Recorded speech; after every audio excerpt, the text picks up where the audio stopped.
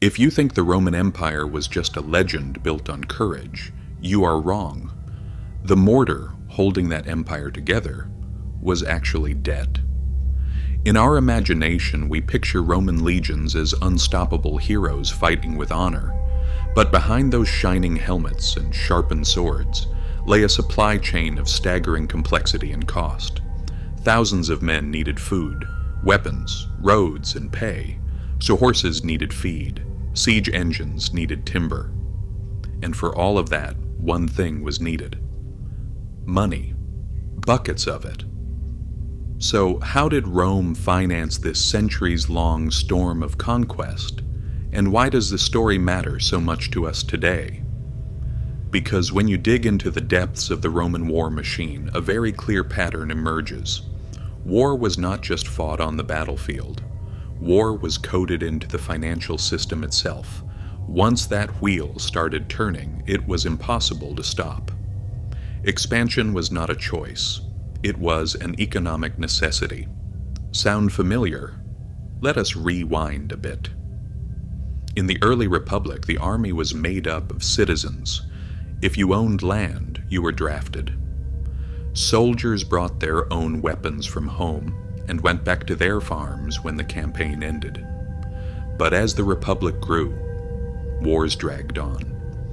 The front lines moved further from home. The old way stopped working. You could not just grab your spear and vanish for a year anymore.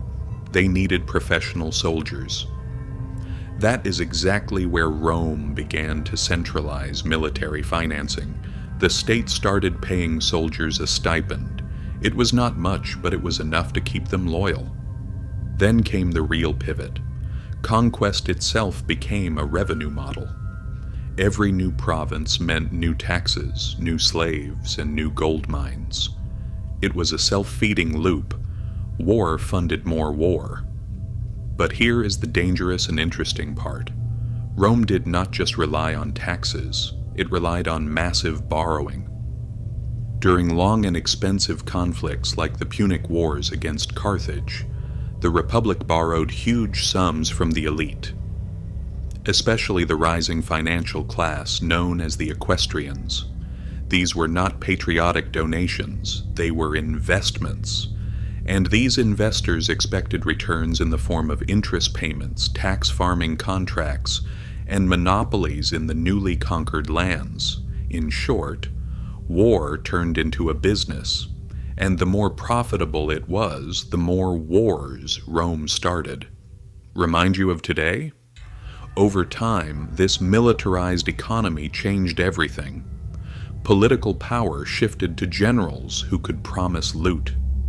Senators became shareholders in violence. Private contractors, called publicani, managed everything from logistics to tax collection, skimming the cream off the top. You could call it military-industrial capitalism in a toga. And the bills, they were piling up like mountains. To pay the soldiers and the creditors, the state constantly needed fresh cash. When conquest slowed down and rebellions drained the treasury, Rome resorted to the oldest trick in the book: debasing the currency. Starting with Emperor Nero, the silver content of the denarius was quietly reduced. For the next 2 centuries, emperors kept diluting the money. A once reliable silver coin turned into a thin promise backed by nothing. The result? Inflation exploded. Trust vanished.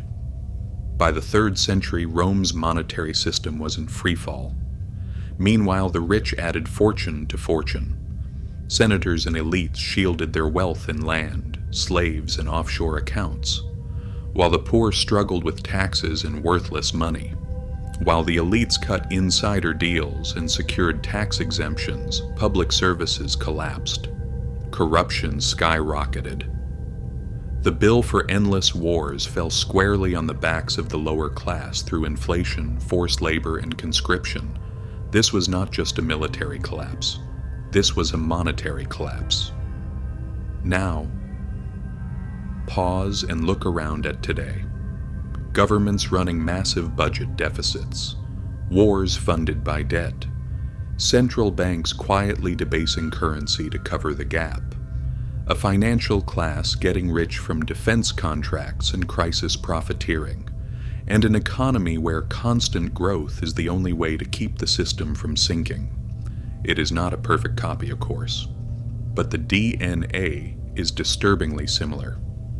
The lesson Rome teaches us is this: an economy built on expansion, especially violent expansion, eventually hits a wall. You run out of land to conquer, resources to exploit, or enemies to fight. When that happens, the system turns inward. The debts remain. The expectations persist, but the revenue dries up. That is when the state starts squeezing its own citizens. Rome imposed heavier taxes, debased the money further, and tightened control. They distracted the masses with bread and circuses so the elites could stay safe in their villas. Sound familiar? Today we do not call it tribute. We call it taxation, quantitative easing, or monetary policy. But the mechanism is eerily the same. Central banks print money. Governments spend more than they earn. The rich buy assets, the poor try to buy groceries with shrinking paychecks. Wars are still financed by debt. The US spent over $2 trillion on the war in Afghanistan. Most of it was debt. Who got the contracts? Who earned the interest? And who ended up paying the bill through inflation, reduced services, and unstable currencies? You already know the answer. And just like in Rome, this cycle feeds itself. Once debt becomes your default setting, you do not need an emergency to print money. You just need to avoid collapse. You normalize the exceptional, and the longer this goes on, the harder it becomes to pretend everything is fine, until you cannot pretend anymore. This is why economic history is vital. These are not old stories on dusty shelves. They are warning signs. When we look at Rome, we see a state that outsourced too much power to private finance, became addicted to expansion, hollowed out its currency, and crushed its own citizens under the weight of unsustainable obligations. Not because it was evil, but because the system had no off switch.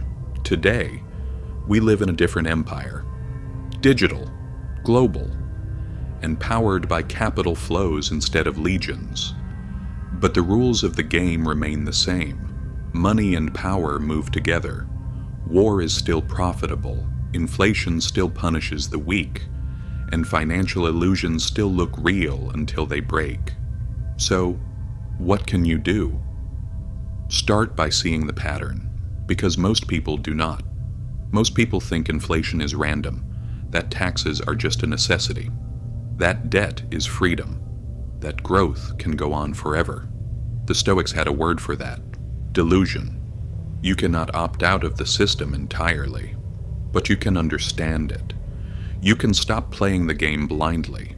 You can build your own resilience, not just with your wallet, but with your mindset.